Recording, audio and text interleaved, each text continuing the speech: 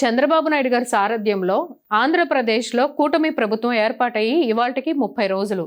July 12వ తారీఖు 2024 సంవత్సరంలో ఆంధ్రప్రదేశ్లో ఈ రాష్ట్ర ముఖ్యమంత్రిగా అధికారికంగా ప్రమాణ స్వీకారం చేసి ఇవాళకి 30 రోజులు అవుతుంది. ఈ 30 రోజుల్లో చంద్రబాబు నాయుడు గారు ఎన్నో కీలక నిర్ణయాలు తీసుకున్నారు. అభివృద్ధిని, సంక్షేమాన్ని సమపాలనలో ముందుకు తీసుకెళ్తున్నారు. పదవి అనేది అధికారం కాదు, పదవి అంటే బాధ్యతతో చేకూడుకున్నది అని చెప్పి తెలియచేసేలాగా చేస్తున్నారు. నిజమైన ప్రజా ప్రభుత్వాన్ని ఏర్పాటు చేస్తున్నారు నారా చంద్రబాబు నాయుడు గారు. ఎక్కడ అధికార అహంకారాలు లేవు. ప్రజల్లో ఆంధ్రప్రదేశ్ రాష్ట్రంలో ముఖ్యంగా ఎక్కడ అశాంతి లేదు.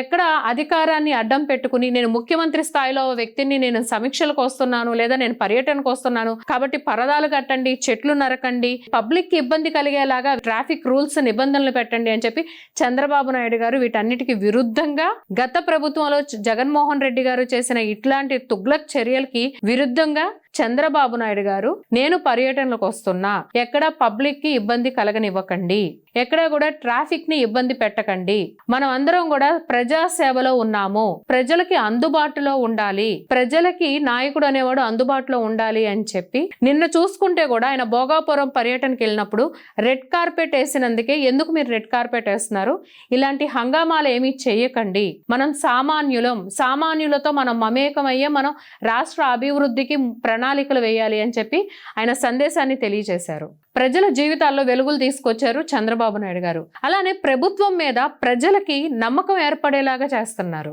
CBN 4.0 మీరు నాలో చూస్తారు. 1995లో నేను సీఎం గా ఉన్నప్పుడు నేను ఎలా పని చేశాను, ఎంత దూకుడుగా పని చేశాను, మళ్ళీ మీరు ఇప్పుడు నాలో అదే సీఎం ని చూస్తారు అని చెప్పి ఆయన ఏదైతే చెప్పారో అవి నిజంగా వాస్తవాల్లో కూడా ఆయన అదే ప్రణాళికని ముందుకు తీసుకెళ్తున్నారు. ఈ నెల రోజుల్లో చూసుకుంటే ఈ 30 రోజుల్లో 30 కార్యక్రమాలు చేపట్టారు. ఆయన ముఖ్యమంత్రి హోదాలో మొదటి సంతకం 16,347 టీచర్ల పోస్టులకి భర్తీ చేస్తూ మెగా DSC నోటిఫికేషన్ రిలీజ్ చేశారు. ఆయన రెండవ సంతకం ల్యాండ్ టైటిలింగ్ యాక్ట్ ని రద్దు చేస్తూ సంతకం చేశారు. మరి మూడవ సంతకం పెన్షన్ల పెంపు. ఇప్పుడైతే నేను ఎన్నికల క్యాన్వాస్ లో ఆయన ఏదైతే మాట ఇచ్చారో అధికారంలోకి కూటమి ప్రభుత్వం అధికారంలోకి వచ్చిన వెంటనే జూలై నెలలో ఏప్రిల్, మే, జూన్ ఈ 3 నెలలు పెంచిన 1000 రూపాయలు 3000, అలానే జూలై నెల నుంచి ఇస్తామన్న 4000 కలిపి 7000 రూపాయల పెన్షన్ అందజేస్తాము. తర్వాత నెల నుంచి ప్రతి నెల 4000 రూపాయల పెన్షన్ అందజేస్తాము. దివ్యాంగులకి 6000 రూపాయల పెన్షన్ మేము అందజేస్తాము అని చెప్పి ఏదైతే మాట ఇచ్చారో ఆ పెన్షన్లన్నింటినీ కూడా ఆయన మూడవ సంతకంగా చేశారు. మరి నాలుగవ సంతకం అన్నా క్యాంటీన్లు. పేదవాడికి అన్నం పెట్టిన గొప్ప వ్యక్తి నారా చంద్రబాబు నాయుడు గారు. 2014 నుంచి 2019 వరకు కూడా ఆయన ముఖ్యమంత్రి హోదాలో ఉండి ప్రతి పేదవాడికి నాణ్యమైన భోజనం ఉండాలి, ఎవరు ఆకలితో అలమటించకూడదు అని చెప్పే ఆలోచనతో అన్నా క్యాంటీన్లు ప్రారంభిస్తే జగన్మోహన్ రెడ్డి 2019 అధికారంలోకి వచ్చాక అన్నా క్యాంటీన్ల మీద అవినీతి జరుగుతుంది, దీన్ని మేము సమీక్షిస్తాము, రివర్స్ టెండరింగ్ చేస్తాము, మళ్ళీ మేము పునఃప్రారంభిస్తాము అని చెప్పి 5 సంవత్సరాల తన పదవీ కాలం అయిపోయినా ఎక్కడా కూడా అన్నా క్యాంటీన్లు ప్రారంభించలేదు. పేదవాడికి అన్నం పెట్టిన దేవుడు చంద్రబాబు నాయుడు గారైతే పేదవాడి పొట్ట మీద కొట్టిన వ్యక్తి దుర్మార్గుడు జగన్మోహన్ రెడ్డి. అటువంటి అన్నా క్యాంటీన్ ని మళ్ళీ పునఃప్రారంభిస్తూ చంద్రబాబు నాయుడు గారు ముఖ్యమంత్రి హోదాలో 4వ సంతకం పెట్టారు. ఆగస్టు 15వ తారీఖు నుంచి స్వాతంత్ర దినోత్సవం ఆగస్టు 15వ తారీఖు నుంచి ఆంధ్రప్రదేశ్ లో రాష్ట్ర వ్యాప్తంగా 183 అన్నా క్యాంటీన్లు ప్రారంభం అవుతున్నాయి. మరి 5వ సంతకం స్కిల్ సెన్సార్ మీద ఆయన 5వ సంతకం చేశారు. ఈ స్కిల్ సెన్సార్ కి సంబంధించిన ప్రణాళికలు అన్ని కూడా రూపొందుకుంటున్నాయి. పోలవరం అంటే సోమవారాన్ని పోలవరంగా మార్చిన వ్యక్తి చంద్రబాబు నాయుడు గారు. ఆయన ముఖ్యమంత్రిగా బాధ్యతలు చేపట్టిన మొదటి సోమవారం నాడు ఆయన పోలవరం సమీక్షకెళ్లారు. పోలవరంలో డయాఫ్రమ్ వాల్ ఎంత దెబ్బతింది, మళ్ళీ దీన్ని ఎప్పటికి మనం పునర్నిర్మించగలుగుతాము, పోలవరం నిర్మాణం ఎప్పటికి కంప్లీట్ అవుతుంది, ఎంత వ్యవధి పెరిగింది దీని మీద, వీటన్నిటి గురించి ఆయన సమీక్ష చేసి పోలవరం మీద అంతర్జాతీయ నిపుణుల కమిటీ ఒకటి వేసి దాని గురించి వాళ్ళు ఇచ్చిన ఫీడ్బ్యాక్ ఏంటి, రివ్యూ ఏంటి అనేది కూడా ప్రజలందరికీ మీడియా ముఖంగా ఆయన విశ్లేషణ ఇచ్చారు. పోలవరానికి 10,000 కోట్లు కేంద్రం కూడా అనుమతి ఇచ్చింది. జగన్మోహన్ రెడ్డి నిర్లక్ష్యం వల్ల పోలవరం మీద 20,000 కోట్ల అదనపు భారం పడితే దానికి కేంద్ర ప్రభుత్వం 10,000 కోట్లు మంజూరు చేసింది. మరి రాజధాని చంద్రబాబు నాయుడు గారు అంటేనే బ్రాండ్ అంబాసిడర్ అండి అభివృద్ధికి. ఏ అంటే అమరావతి, పి అంటే పోలవరంగా ఆయన పరుగులు పెట్టించారు. మళ్ళీ ఇప్పుడు 2024 సంవత్సరంలో కూడా చంద్రబాబు నాయుడు గారు అధికారంలోకి రాగానే రాజధాని 5 సంవత్సరాల నుంచి పాడుబెట్టేశారు జగన్మోహన్ రెడ్డి గారి ప్రభుత్వ హయాంలో. కానీ ఇప్పుడు ఆయన అధికారంలోకి వచ్చిన ఈ నెలలోనే ఎన్నో మార్పులు జరుగుతున్నాయి మన రాష్ట్ర రాజధాని అమరావతిలో. గతంలో 132 సంస్థలతో 2014 నుంచి 19 వరకు చంద్రబాబు నాయుడు గారి ప్రభుత్వ హయాంలో 132 సంస్థలు, వాటిలో 45 కేంద్ర పాలిత సంస్థలు అమరావతిలో స్థాపించడానికి అగ్రిమెంట్ కుదుర్చుకున్నాయి. జగన్మోహన్ రెడ్డి అధికారంలో ఉన్నప్పుడు జే ట్యాక్స్ కి వాళ్ళ బెదిరింపులకి భయపడి ఆ సంస్థలు ఏమీ కూడా ఇక్కడ ప్రారంభించలేదు. కనీసం వాళ్ళకి మౌలిక సదుపాయాలు కూడా కల్పించలేదు గత ప్రభుత్వం. కానీ ఇవాళ చంద్రబాబు నాయుడు గారి మీద ఉన్నటువంటి నమ్మకంతో ఇవాళ కేంద్ర పాలిత సంస్థలు, XLRI లాంటి ప్రతిష్టాత్మకమైన విద్యా సంస్థ కూడా రాజధానిలో ప్రారంభించడానికి ముందుకొచ్చారు. పెట్టుబడుల్ని ఆకర్షించటంలో చంద్రబాబు నాయుడు గారు పెట్టింది పేరు BPCL. ఈ BPCL అనే సంస్థ ఆల్రెడీ గుజరాత్ రాష్ట్రం దానికోసం పోటీ పడుతుంది. అయినా కూడా చంద్రబాబు నాయుడు గారి మీద ఉన్నటువంటి ఇమేజ్ తో అంతర్జాతీయ స్థాయిలో ప్రతిష్టాత్మకమైనటువంటి BPCL సంస్థ కూడా కృష్ణా జిల్లా మచిలీపట్నంలో 70,000 కోట్లతో స్థాపించడానికి అగ్రిమెంట్లు కుదుర్చుకుంది. విన్ఫాస్ట్ వియత్నామా వాళ్ళది. ఈ విన్ఫాస్ట్ సంస్థ కూడా రాయలసీమలో 4,000 కోట్లతో పెట్టుబడులు పెట్టడానికి ఒప్పందం కుదుర్చుకుంది. పట్టిసీమ రైతు వ్యతిరేకి జగన్మోహన్ రెడ్డి కాబట్టే గత 5 సంవత్సరాలు తన పరిపాలనలో పట్టిసీమని పాడుపెట్టేలాగా చేశాడు.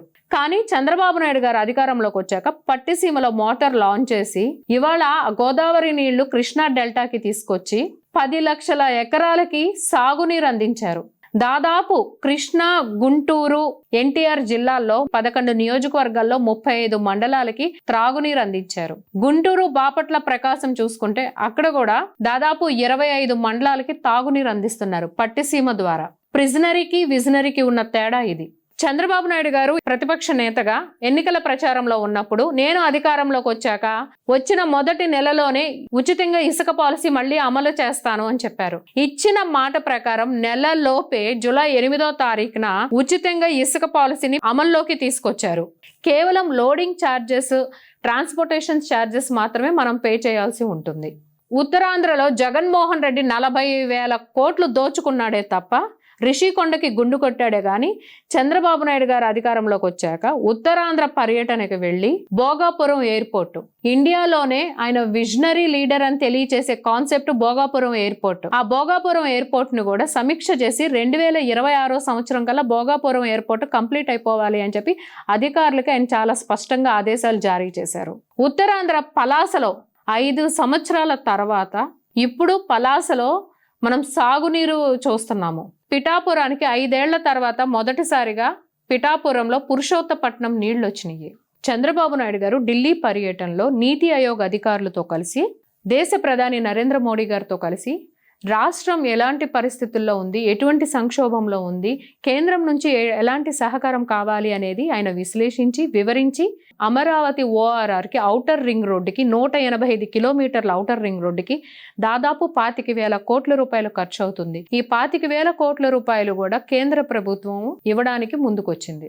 జూలై 1వ తారీఖున ప్రభుత్వ ఉద్యోగులందరికీ కూడా జీతాలు అందేలాగా చేశారు చంద్రబాబు నాయుడు గారు. లా అండ్ ఆర్డర్ చూసుకుంటే కూడా ఈ నెల రోజుల నుంచి గత 5 సంవత్సరాల్లో ఎక్కడ దేశంలో ఏ మూల గంజాయి దొరికినా దానికి కేర్ ఆఫ్ అడ్రస్ ఏంటి అంటే ఆంధ్రప్రదేశ్. వాటి మూలాలు ఎక్కడి నుంచి వచ్చినాయి అంటే ఆంధ్రప్రదేశ్. ఉత్తరాంధ్రని గతంలో 2014 నుంచి 19కి చంద్రబాబు నాయుడు గారి ప్రభుత్వ హయాంలో ఉత్తరాంధ్ర అరకు కాఫీ తోటలకి ప్రసిద్ధి. కానీ జగన్మోహన్ రెడ్డి ప్రభుత్వ హయాంలో మాత్రం ఉత్తరాంధ్ర అనగానే గంజాయి సాగుకి ప్రసిద్ధి. గంజాయి వనరులుగా మార్చాడు ఉత్తరాంధ్రని. చంద్రబాబు నాయుడు గారు అధికారంలోకి వచ్చాక గంజాయి మీద, డ్రగ్స్ మీద కట్టడి చేశారు. ఎర్రచందనం స్మగ్లింగ్ మీద ఉక్కుపాదం మోపారు. గత 5 సంవత్సరాల్లో జగన్మోహన్ రెడ్డి గారి ప్రభుత్వ హయాంలో ఒక్క ఎర్రచందనం కేసు మనం విన్నామండి. ఆఖరికి ఎర్రచందనం స్మగ్లర్స్ డ్యూటీలో ఉన్న పోలీస్ అధికారిని కాల్చి చంపారు, షూట్ చేశారు. కానీ ఈ నెల రోజుల్లోనే ఎర్రచందనం మీద ఉక్కుపాదం మోపారు చంద్రబాబు నాయుడు గారు. మహిళల మీద అత్యాచారం జరిగిన 48 గంటల్లోనే నిందితుడిని పట్టుకున్నారు చీరాల్లో జరిగిన సంఘటనలో. మొన్న 5 రోజుల క్రితం అనకాపల్లి జిల్లాలో ఒక మైనర్ బాలిక మీద సురేష్ అనే ఒక ఉన్మాది అత్యాచారం చేస్తే 12 స్పెషల్ టీమ్ ని నిందితుడి కోసం గాలింపుల కోసం చేపట్టారు. నిందితుడే తానంతట తాను సూసైడ్ చేసుకుని చనిపోయిన వార్త మనందరం కూడా చూస్తా ఉన్నాము. వ్యవస్థలన్నీ కూడా ప్రజల కోసం, ప్రజాస్వామ్యం కోసం పనిచేసేలాగా చర్యలు తీసుకున్నారు చంద్రబాబు నాయుడు గారు.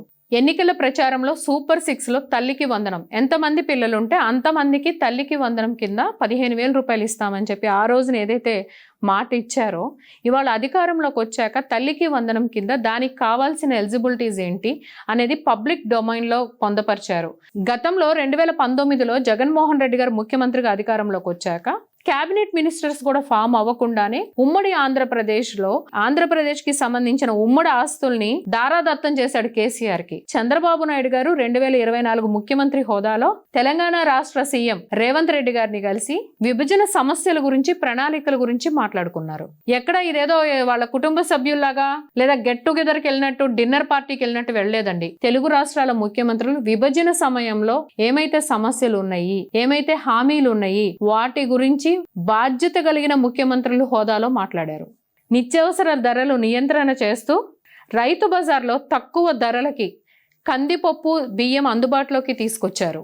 నారా లోకేష్ గారు కూటమి ప్రభుత్వం ఏర్పడిన ఈ 30 రోజుల్లో 16 రోజులు ప్రజా దర్బార్లో ప్రజల సమస్యలకి అందుబాటులో ఉన్న నియోజకవర్గ లీడర్గా, అలానే నియోజకవర్గ పరిధిలో కాకుండా లోకేష్ గారికి ప్రజా దర్బార్లో సమస్య తెలియజేస్తే పరిష్కారం వెంటనే వస్తుంది అన్న నమ్మకాన్ని, అన్న మెసేజ్ని ఇవాళ స్టేట్ వైడ్ వెళ్ళబట్టి రాష్ట్రం నలుమూలల నుంచి ప్రజా దర్బార్కి వారికి ఉన్నటువంటి సమస్యలతో ఎంతో మంది ప్రజలు ఇవాళ ప్రజా దర్బార్కి వస్తున్నారు. ప్రజా దర్బార్లో కేవలం లోకేష్ గారి వాట్సాప్ నెంబర్ కి ఒక ఇంటర్ విద్యార్థి తన సమస్య గురించి వాట్సాప్ చేస్తే వెంటనే పరిష్కారం, దీని గురించి ఎటువంటి జీవో తీసుకురావాలి, దివ్యాంగుల విద్యార్థులకి న్యాయం జరిగేలాగా ఏం చేయాలి అని చెప్పి దానికి సంబంధించిన అధికారులతో మాట్లాడి విద్యాశాఖ మంత్రి హోదాలో జీవో 22 రిలీజ్ చేసి ఒక విద్యార్థి సమస్య అని చెప్పి మెసేజ్ చేసినందుకు ఆయన తీసుకున్న నిర్ణయం ద్వారా 25 మంది దివ్యాంగులైనటువంటి విద్యార్థులకు ఐఐటి, ఎన్ఐటి, ట్రిపుల్-ఐటీలో